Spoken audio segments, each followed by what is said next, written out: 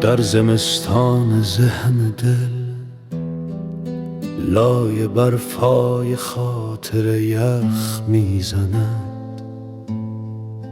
کودک درون پشت پنجره های بخار گرفته،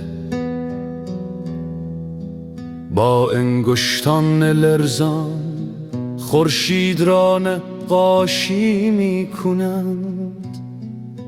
باد فصلها نامه های نانوشته را از لای دفترچه های خاک خورده میر باید.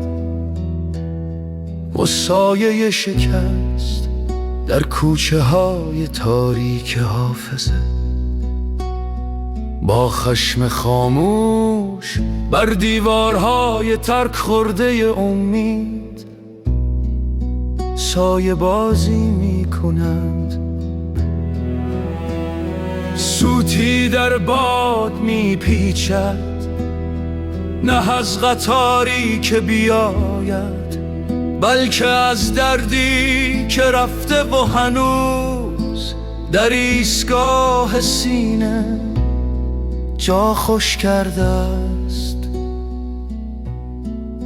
کودک درون با چشمانی پر از چراغ به آسمان خاکستری ذهن خیره میماند. و دل با هر تپش برف را صدا میزند. آیا هنوز بهار میآید؟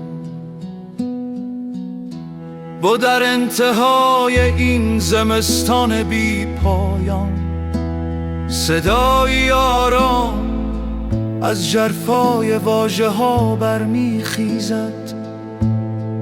منم مهران قاسمی که با واژه هایم برف را به گریه میاندازم